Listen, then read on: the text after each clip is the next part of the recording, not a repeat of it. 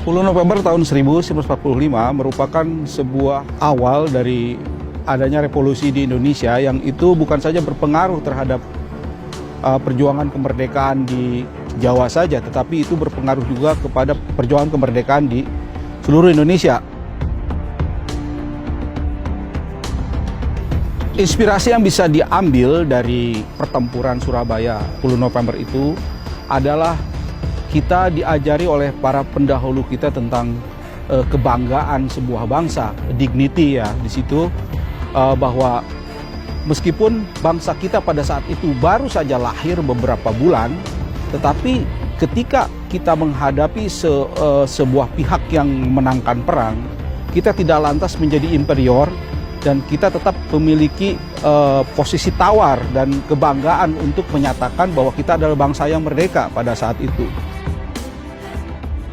Apa yang bisa dilakukan oleh para generasi sekarang di hari ini untuk memaknai itu semua ya, kita bisa meniru apa yang dilakukan oleh para pejuang di zaman dulu. Setidaknya kita hari ini sebagai bangsa Indonesia tidak harus inferior terhadap hal-hal yang selama ini kita hadapi. Nah, ini juga berlaku buat generasi muda kita sekarang.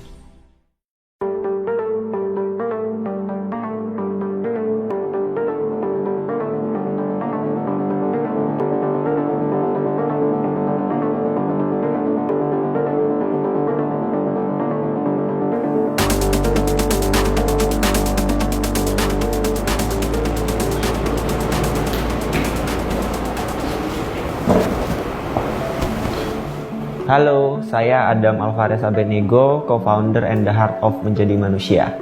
Kegiatan saya sekarang sedang sibuk menulis untuk menjadi manusia aja.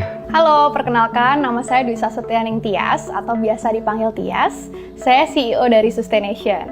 Sehari-hari saya berperan sebagai ibu, sebagai istri, dan juga sebagai tim leader bagi teman-teman di Sustaination. Nama saya Samsudin Ilyas. Saya lahir di pesisir utara Kalibaru Cilincing di tempat ini. Pekerjaan saya sekarang saat ini sebagai nelayan. Halo semuanya, namaku Anissa Iketiwi, biasa dipanggil Nisa. Aku relawan dari Akademi Berbagi. Sehari-hari pekerjaanku sebagai PNS di sebuah kementerian pusat di Jakarta. Saat ini saya bersama dengan Sustaination sedang berusaha untuk mengedukasi dan memberikan informasi supaya masyarakat Indonesia bisa bertransisi dan berubah ke gaya hidup yang lebih ramah lingkungan. Makanya kita di Sustaination sekarang sedang menggalakkan pergerakan secara kolektif untuk berbagi cerita tentang pengalaman mereka, tentang keseruan mereka dalam mengompos dalam bentuk kampanye #ceritakompos. Gitu. Hopefully harapannya adalah untuk memudahkan teman-teman segera beralih ke gaya hidup yang lebih selaras alam. Saya dan Menjadi Manusia mungkin bisa dibilang sedang memperjuangkan dua hal sih. Yang pertama, pengen ngajakin teman-teman semua untuk open minded bahwa kayak dengan mendengarkan cerita orang dan berbagi cerita adalah salah satu cara untuk kita bisa melatih kesehatan mental kita atau bisa mengembangkan atau bahkan menjaga kesehatan mental kita. Akademi Berbagi adalah sebuah gerakan sosial, ibaratnya visi dan misinya tuh ingin belajar itu sebenarnya bisa di mana aja loh, dan siapapun tuh bisa belajar gitu. Dan kami tuh membuat kelas, gurunya tuh siapapun, pesertanya juga siapapun boleh ikut dan semuanya gratis. Dan tempatnya pun juga benar-benar mereka meminjamkan ke kita untuk ngadain kelas itu gitu sih. Saat ini kita bersama teman-teman sedang memperjuangkan nasib anak-anak pesisir khususnya di Kalibaru Cilincing ini.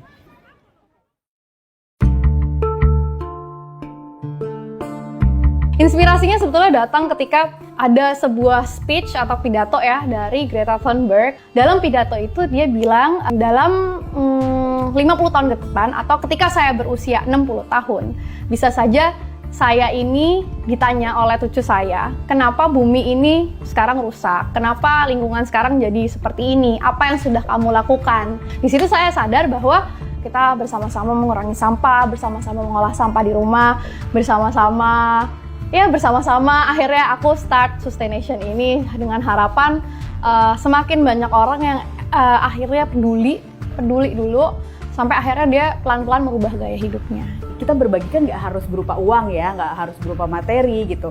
Dengan kita membuat kelas, dengan kita membuat sebuah wadah tempat orang-orang bisa bertukar ilmu, menurutku itu adalah hal yang bisa kita bagikan juga ke orang-orang, ilmu itu kayak gitu.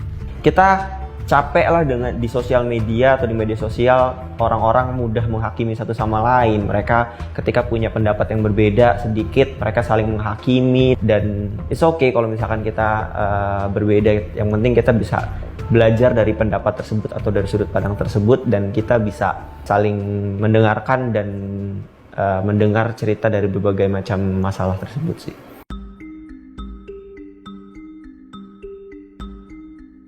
Rintangannya paling mungkin lebih ke pengetahuan atau awareness masyarakat Indonesia sendiri tentang kesehatan mental sih. Masih banyak stigma-stigma tentang kesehatan mental, terutama tentang teman-teman yang punya gangguan jiwa, dan mereka di stigma dan mendapatkan perlakuan yang tidak baik. Dan dari sini sebenarnya kita pengen menyuarakan juga tadi untuk gimana caranya kita bisa menghapus stigma-stigma tentang kesehatan jiwa atau kesehatan mental ini. Memang tingkat awareness dan tingkat pemahaman sebagian besar orang Indonesia itu belum ke level itu. Jadi kita di Sustaination sekarang itu benar-benar mencoba segala cara supaya at least orang itu aware dulu nih dengan permasalahan yang ada selama ini gitu. Bahwa kita itu sekarang dihadapkan dalam masalah climate crisis. Kita berhadapan dengan setiap hari itu banyak sekali makhluk hidup yang diambang kepunahan. Bahkan bisa jadi dalam 100 tahun ke depan manusia bisa punah gitu. Kita dihadapkan dalam persoalan-persoalan seperti itu. Jadi di awal-awal orang tuh banyak yang belum tahu Akber tuh apa gitu. Jadi kayak di awalnya dengan meyakinkan guru-guru, meyakinkan tempat yang mau dipinjamin gitu. Halangan utama ini ketika pembentukan kelas jurnalis cilik di angkatan pertama ini dari masyarakat ya. Dan kita bicara tentang masyarakat pelan-pelan, artinya tidak dengan emosi, tapi kita membuktikan dengan karya. Nah, di karya itulah masyarakat mulai terbuka, khususnya di angkatan 1, 2, dan 3. Akhirnya mereka mendukung kegiatan kelas jurnalis cilik ini sampai kelas angkatan ketiga ini. Sampai saat ini kami di Sustaination telah menanam pohon bakau sebanyak 4.500 pohon bakau di pesisir utara Jawa Tengah, tepatnya itu di Desa Bedono, Demak, Jawa Tengah. Kemudian yang kedua, saat ini kami sedang membina 5 grup WhatsApp untuk teman-teman yang belajar mengompos. Jadi kurang lebih ada sekitar 400-500 orang yang actually tertarik nih buat belajar mengompos gitu. Dan kalau memang benar-benar 500 orang ini benar-benar menerapkan composting at home, jadi mengompos di rumah, itu paling tidak kita sudah menghindarkan hampir sekitar 36 ton sampah organik setiap tahunnya untuk terbuang ke TPA karena 500 orang ini mengompos. Ada beberapa orang yang menghubungi saya secara personal bilang kayak, "Kak, makasih ya dari konten yang diberikan menjadi manusia, saya nggak jadi bunuh diri."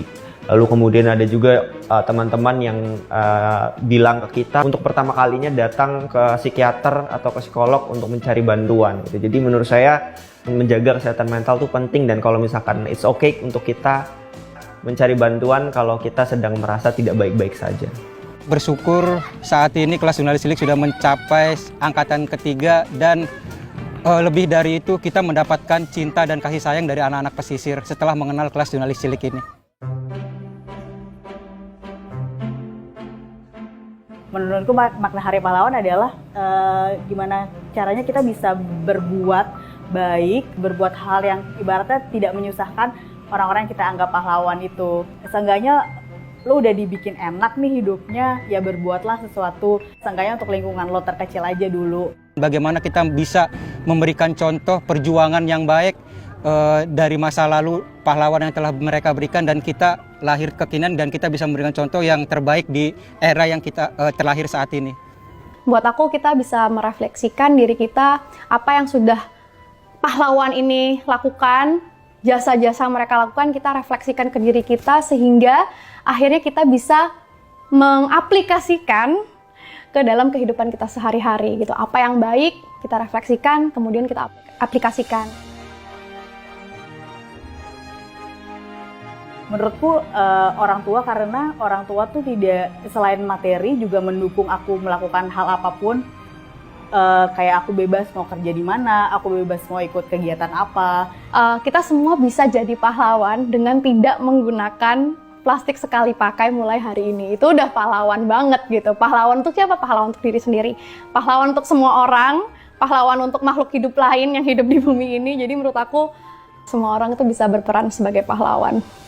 Pahlawan versi saya mungkin semua orang yang sedang merasakan tidak baik-baik saja, sedang merasakan mungkin banyak masalah di hidupnya, dan tapi mereka tetap mau bertahan, terus berjuang. Saya rasa mereka adalah pahlawan-pahlawan yang patut kita hargai juga dengan usaha yang sudah mereka lalui dan dari segala macam masalah yang mereka lalui. Yang utama itu kedua orang tua, khususnya ibu saya ya, karena beliau telah memberikan contoh yang baik tentang suri tauladan dan pembelajaran tentang kesabaran dan tulus cinta kasih kepada masyarakat, khususnya anak-anak. Kalau memang teman-teman mungkin gitu belum bisa berbuat baik gitu atau belum bisa memberikan sumbangsihnya untuk negara, ya seenggaknya jangan sampai menyusahkan negara gitu. Ya syukur-syukur bisa berkontribusi untuk lingkungan terkecil, misalnya dengan menangkal hoax yang ada gitu di grup keluarga. Pesanku sih cuma satu, belajar untuk lebih peduli, sadar gitu ya, sadar bahwa setiap tindakan yang kita lakukan itu selalu ada dampaknya. Dan kita perlu pahami ya, bahwa kita itu di bumi ini tuh kita nggak hidup sendiri. Terus konsisten dan orisinal dalam berkarya, tidak mudah menyerah dan patah semangat. Selamat berjuang. Ini yang selalu disampaikan menjadi manusia, jadi kayak ada tanda koma di logo menjadi manusia. Yang selalu ingin kita sampaikan adalah bahwa menjadi manusia itu proses tanpa henti. Ketika kita jatuh, kita bangkit, kita gagal, kita bangkit lagi, kita buat koma baru lagi sampai akhirnya nanti kita mati menyentuh titik akhir gitu. Jadi jangan berhenti berproses, karena menjadi manusia adalah sebuah proses tanpa henti.